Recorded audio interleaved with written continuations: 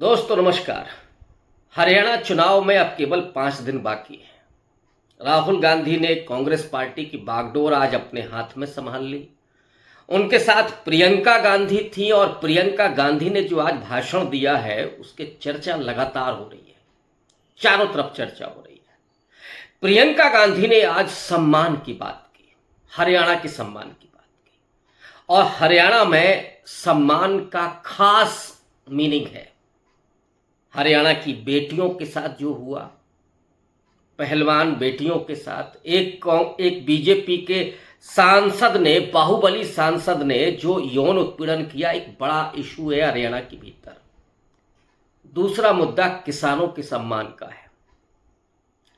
700 से ज्यादा किसानों की शहादत हो गई, लेकिन नरेंद्र मोदी ने किसानों को कभी एड्रेस नहीं किया, किसानों का कोई सम्मान नहीं किया। प्रियंका गांधी ने उस सम्मान की बात की। राहुल गांधी ने आज हरियाणा में तीसरा भाषण दिया। इसके पहले वो करनाल में, फिर हिसार में और आज अंबाला में। इन तीनों अगर भाषणों को आप देखिए तो ऐसे लगता है कि राहुल गांधी ने हरियाणा के चुनाव को पलट दिया है। आज जब उन्होंने विजय संकल्प यात्रा शुरू की, और ये यात्रा अनवरत 4 दिन तक चलने वाली है, 3 तारीख तक ये यात्रा होने जा रही है। 25 से ज्यादा विधानसभाओं को ये कवर करेगी। राहुल गांधी हरियाणा में कोई कोर कसर नहीं छोड़ना चाहते। राहुल गांधी ने आज मंच पर एक और बड़ा काम किया।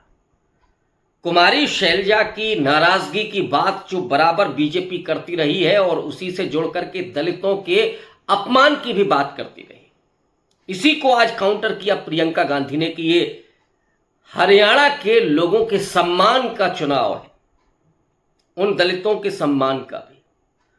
कुमारी शैलजा के जरिए 20% से ज्यादा दलितों को भ्रमित करने की चाल बीजेपी चल रही थी, और हरियाणा में दो पार्टियां, एक बीएसपी दूसरी एएसपी, चुनाव लड़ रही हैं।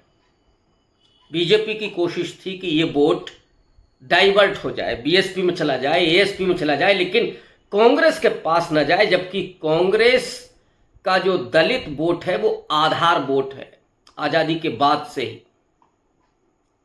इस समय पिछले लोकसभा चुनाव में अगर आप देखें तो दलित कांग्रेस पार्टी की तरफ शिफ्ट हुआ है। राहुल गांधी ने भारत जोड़ो यात्रा और भारत जोड़ो न्याय यात्रा हरियाणा से गुजरते हुए की थी, और 2 भाषण उन्होंने दिए थे 2 जगह। एक तो जो मेवात का इलाका है वहां भारत जोड़ो यात्रा के समय राहुल गांधी ने भाषण दिया था, और भारत जोड़ो न्याय यात्रा के समय पे भी वो हरियाणा से होकर के गुजरे थे। और इन दोनों यात्राओं ने हरियाणा में जो माहौल बनाया, जो भारतीय जनता पार्टी वहां 2 बार से क्लीन स्वीप कर रही थी, 10 में से 10 सीटें मिल रही थी, 5 सीटों पर वो सिमट गई। आलम ये हो गया कि लोकसभा चुनाव के बाद भारतीय जनता पार्टी लगभग वेंटिलेटर पर चली गई। समझ में नहीं आ रहा था कि भाजपा को कि अब वो क्या करे।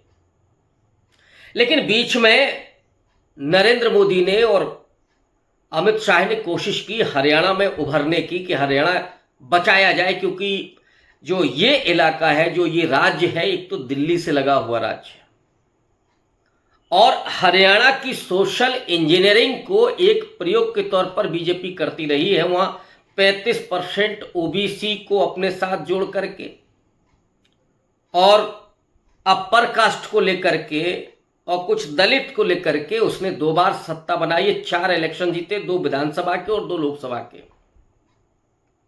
लेकिन इस तीसरे लोकसभा चुनाव में ये दलित मतदाता और कुछ पिछड़ा भी कांग्रेस पार्टी की तरफ शिफ्ट कर गया।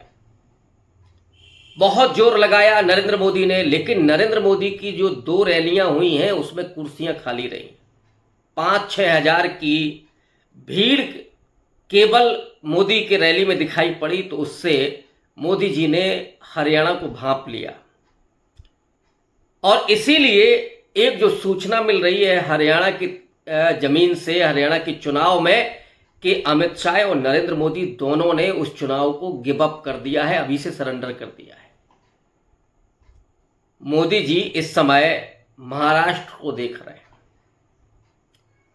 उनकी निगाह में इस समय देश का सबसे समृद्ध राज्य, जहां सबसे ज्यादा इकोनॉमी है, सबसे धनाढ्य राज्य, एक तरह से आर्थिक राजधानी जिसको कहा जाता है, वो महाराष्ट्र फिर से हासिल करना चाहते हैं नरेंद्र मोदी, इसलिए वहां लग गए हैं। वहीं पर अमित शाह, और वहां पर उनकी चाणक्य नीति सफल हुई थी, उन्होंने पूरी सरकार तोड़ दी थी, वहां पर लग गए हैं, सरेंडर कर चुके हैं। लेकिन राहुल गांधी कोई कोर कसर नहीं छोड़ना चाहते, इसलिए 4 दिन की यात्रा उन्होंने शुरू की है और 4 दिन की यात्रा में लगातार वो हरियाणा में ही रहेंगे, कोई दिल्ली नहीं आएंगे। राहुल गांधी ने आज जो सभा की है, आज अंबाला से कुरुक्षेत्र तक की वो यात्रा थी, हाइब्रिड यात्रा है ये। इसमें जो राहुल गांधी ने आज भाषण दिया है, और इस भाषण की भी बहुत तारीफ हो रही है, हरियाणा का ये तीसरा भाषण था। आज उन्होंने नरेंद्र मोदी और उनके मित्र, कारपोरेट मित्र अंबानी और अडानी दोनों को जबरदस्त तरीके से घेरा, लेकिन सबसे ज्यादा हमला अडानी पर किया। अडानी पर हमला करते हुए राहुल गांधी ने हरियाणा में नौजवानों के भीतर जो पसरी हुई नशे की आदत है, जो नशाखोरी है, उसको एक्सपोज किया और ये आरोप लगाया कि हरियाणा के मुंद्रा पोर्ट पर जो 3000 किलोग्राम कोकीन और हीरोइन जब्त हुई थी, उसके गुनहगार कौन थे, उसको कौन लेकर के आ रहा था, किसके यहां जा रही थी, उसमें किसी की गिरफ्तारी नहीं हुई, कोई कार्रवाई नहीं हुई, क्योंकि वो अडानी साहब का पोर्ट था। और ये कहते हुए राहुल गांधी ने कहा कि दरअसल पूरे नशे के हालत में नौजवानों को धकेल देना है, रोजगार आपको देना नहीं है। कांग्रेस पार्टी का जो मैनिफेस्टो आया है, उस पर भी राहुल गांधी ने बात की है और वादा किया है 2 लाख पक्की नौकरियों का। वहां 300 यूनिट बिजली फ्री का भी वादा है, और भी कई वादे हैं, वो मैं उस घोषणा पत्र पर नहीं जाऊंगा। लेकिन राहुल गांधी ने आज जो कोशिश की है कि किसी तरीके से कांग्रेस पार्टी को एकजुट रखा जाए और भारतीय जनता पार्टी को कोई मौका न दिया जाए। राहुल गांधी ने आज ट्वीट किया है कि दर्द के दशक का अंत करने के लिए पार्टी एक साथ एकजुट है, संगठित है और समर्पित है। इसके मायने क्या है? दर्द का दशक, बेरोजगारी का दर्द, महिला पहलवानों का दर्द, किसानों के आंदोलन का दर्द, और उस प्रदेश में जिस तरह से सांप्रदायिकता फैलाने की कोशिश हुई है, मुसलमानों का दर्द, संविधान को खत्म करने की जो पूरे साजिशें चली गई हैं, उन अंबेडकरवादियों का दर्द। और ये दर्द किस कदर है कि डंकी का आप पूरा घटनाक्रम कई बार सुन चुके हैं कि अमित मान की उस यातना की यात्रा के जरिए राहुल गांधी ने हरियाणा के उन नौजवानों से कनेक्ट किया है, उनके परिवारों से कनेक्ट किया है। उस बच्चे देव की कहानी सुना करके उन्होंने पूरे परिवार के लोगों को अपनी तरफ आकर्षित किया है। राहुल गांधी ने कहा कि इस दर्द के दशक का हम अंत करने के लिए आ रहे हैं। कांग्रेस पार्टी एकजुट है, संगठित है और समर्पित है, उसमें कहीं कोई अंतर्विरोध नहीं है। कांग्रेस पार्टी में 3 मुख्यमंत्री पद के दावेदार माने जा रहे हैं। एक भूपेंद्र हुड्डा है, जाट नेता है, दूसरी कुमारी शैलजा है, दलित नेता है, एक रणदीप सुरजेवाला है, ब्राह्मण नेता है। आज उन्होंने ब्राह्मण कार्ड भी खेला। उन्होंने कहा कि बीजेपी ने ब्राह्मणों का बड़ा अपमान किया, ब्राह्मणों के खिलाफ बड़े अत्याचार की, ये कार्ड भी आज खेल दिया रणदीप सुरजेवाला ने। तो जो जाति की राजनीति है, उस जाति को, राजनीति को और सोशल इंजीनियरिंग को भी बखूबी कांग्रेस पार्टी खेल रही है। भारतीय जनता पार्टी के पास कोई विकल्प नहीं है। योगी आदित्यनाथ को ले जाया गया, केवल एक ध्रुवीकरण उनके पास मंत्र है। किसी तरीके से हरियाणा के जाट समाज में ध्रुवीकरण पैदा कर दिया जाए। जो अहिरवाल का इलाका है, जो मेवात का इलाका है, वहाँ हिंदू मुसलमान कर दिया जाए। तो योगी आदित्यनाथ के मंच पर वो बिट्टू बजरंगी भी पहुंच गया, जिस पर गो हत्या के आरोपियों को मारने का उसका पूरा आरोप है और चार्जशीट है। माने वो खुद में ही गोरक्षक बना हुआ है, किसी पर भी आरोप लगा करके और मार दिया गया। तो वो बिट्टू बजरंगी भी यहां पर साथ में था योगी आदित्यनाथ के। अब जबकि बीजेपी के पास कोई तुरुप का इक्का नहीं है, कोई ऐसा कार्ड नहीं है जिसको खेल करके वो हरियाणा को बचा सके, लेकिन राहुल गांधी 90 की 90 विधानसभा सीटों पर नजर रखे हुए हैं। और राहुल गांधी जिस तरह से मुद्दे उठा रहे हैं, सबसे बड़ा मुद्दा तो बेरोजगारी का है, नौजवानों का मुद्दा है। नौजवानों के लिए एक तो नशाखोरी की आदत है, और नशाखोरी कहां से आ रही है, ड्रग्स कहां से आ रहा है, इसके लिए पूरा हमला बोला राहुल गांधी ने और आरोप लगाया अडानी पर, अडानी पोर्ट से जो ड्रग्स आ रहा है। और ये भी कहते हैं कि चूंकि अडानी नरेंद्र मोदी के दोस्त हैं इसलिए कोई कार्रवाई उन पर नहीं हुई। दूसरा, रोजगार नहीं है। 2 लाख सरकारी नौकरियों का वादा किया गया, तो वो बेरोजगार नौजवान, वो युवा जिसके पास अवसर है, जो सेना में जाता था, जो पुलिस में जाता था, अब अग्निवीर योजना के जरिए नरेंद्र मोदी ने उन नौजवानों के आगे अंधेरा कर दिया है, उनका भविष्य अंधेरे में। अग्निवीर योजना क्यों लाई गई, उसके क्या दुष्परिणाम होंगे, उस पर राहुल गांधी कई बार बात कर चुके हैं। आज उन्होंने एक नई बात कही। उन्होंने कहा कि ये योजना, अग्निवीर जैसी योजना, ये सिर्फ नौजवानों को बाहर धकेलने की योजना ही नहीं है, बल्कि ये पेंशन चोर योजना भी है। पेंशन नहीं देना है, इसलिए अग्निवीर योजना लाई जा रही है। और इसीलिए जब ये बेरोजगार नौजवान रहेंगे, नौकरी नहीं मिलेगी, तो वो डंकी बन करके यूरोप के देशों में, अमेरिकी देशों में जा रहे हैं, और किस तरह की मुसीबतों का वो सामना कर रहे हैं, ये भी राहुल गांधी ने कहा। तो ये जो बेरोजगारी का दंश है, वो 1 साल का ही, अगर आप पिछला आंकड़ा देखेंगे, 1 साल के भीतर 11% की वृद्धि हुई है बेरोजगारी में। अब आप समझ सकते हैं कि कैसे ये हरियाणा में कितना बड़ा मुद्दा बनने जा रहा है।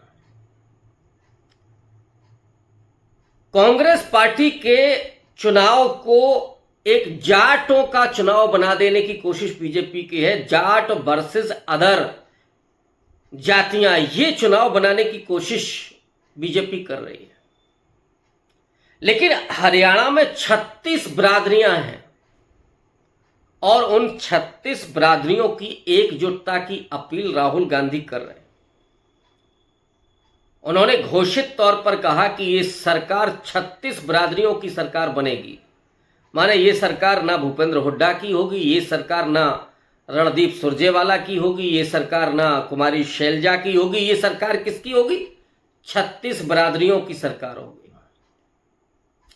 राहुल गांधी के उसी ट्वीट में लिखा हुआ है कि हाथ बदलेगा हालात, और कॉन्फिडेंस भी दिख रहा है राहुल गांधी जब कह रहे हैं कि कांग्रेस की आंधी आ रही है। ये जो कॉन्फिडेंस है, वो कॉन्फिडेंस बता रहा है कि कांग्रेस पार्टी हरियाणा में एक बड़ी सफलता की तरफ बढ़ रही है। अब जरा और आंकड़ों की बात कर लें। 90 विधानसभा की सीटें हैं, और जब राहुल गांधी यात्रा में आ गए हैं, एक यात्रा 1987 में हुई थी, उस यात्रा में जो उस समय विपक्ष था, उसने और बीजेपी ने मिलकर के 60 सीटें और प्लस 16 सीटें, 76 सीटें जीती थी। उस यात्रा का कमाल था। और ये यात्रा तो राहुल गांधी कर रहे हैं, और राहुल गांधी की स्ट्रेटजी ये है कि ये चुनाव अगर स्थानीय नेताओं के चेहरे पर लड़ा जाएगा तो फिर इसमें अंतर्विरोध पैदा हो जाएगा। ये चुनाव अगर कुमारी शैलजा आती है तो कुमारी शैलजा के नाम पर हो सकता है, तो फिर जाट नाराज हो सकता है। ये चुनाव अगर भूपेंद्र हुड्डा के नाम पर होगा तो फिर दलित नाराज हो सकता है, या रणदीप सुरजेवाला आते हैं तो फिर अदर मतलब नॉन सवर्ण जातियां वो नाराज हो सकती हैं। राहुल गांधी ने बेहद स्ट्रेटजी के साथ इस चुनाव को अपने फेस पर ला करके कंसंट्रेट कर दिया है, और राहुल गांधी आज की तारीख में सबसे ज्यादा विश्वसनीय नेता के रूप में उभरे। एक ऐसे संघर्षशील नेता के तौर पर जो निडर होकर के राजनीति कर रहा है और उनके सामने कर रहा है जो लगातार हिंसा की बात करते हैं, हमलों की बात करते हैं, राहुल गांधी की जीभ काटने की बात करते हैं। कोई राहुल गांधी को धमकी देता है कि जो हाल तेरी दादी का हुआ वो तेरा होगा। आज प्रियंका गांधी भी उनके साथ ही, जो धमकी है, मैंने कल के वीडियो में भी कहा था कि मां बलाएं लेती है, और आज प्रियंका गांधी साथ में है, तो बहन एक तरह से अपने भाई के लिए उसके सुरक्षा में खड़ी हुई है कि कोई बुरी नजर नहीं पड़ने देंगे।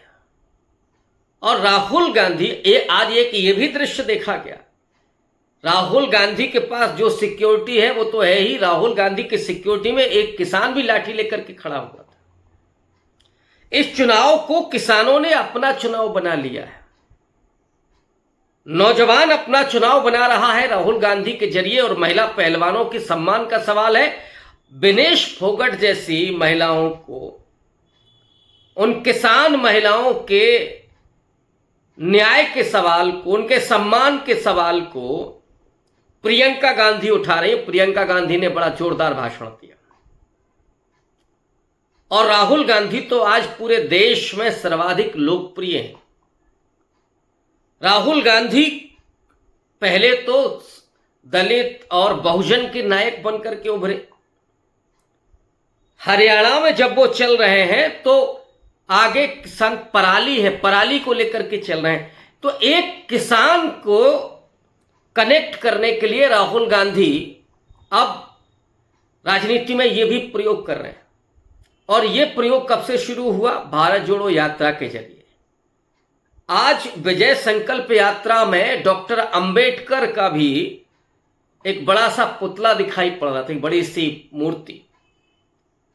कुमारी शैलजा का अपमान हो रहा है ये कहकर के बीजेपी जहां दलितों के भीतर कांग्रेस के प्रति नाराजगी पैदा करना चाहती है, वहां डॉक्टर अंबेडकर को आगे करके सामाजिक न्याय की राजनीति, सबल्टर्न पॉलिटिक्स जो राहुल गांधी कर रहे हैं, और राहुल गांधी की विश्वसनीयता दलितों में बेहद बढ़ी है। जाहिर तौर पर इसका चुनावी फायदा राहुल गांधी लेना चाहेंगे। तो बाबा साहब अंबेडकर की बात वो कर रहे हैं, संविधान के बचाने की बात कर रहे हैं, लेकिन हरियाणा के लोकल मुद्दों को जिस तरह से उन्होंने पकड़ा है वो जीत का सबसे बड़ा प्लस पॉइंट बनने जा रहा है। मतलब एक तरह से कहें कि मास्टर स्ट्रोक बनने जा रहा है। किसान, नौजवान, पहलवान और संविधान, ये जीत का एक तरह से मास्टर स्ट्रोक बनने जा रहा है।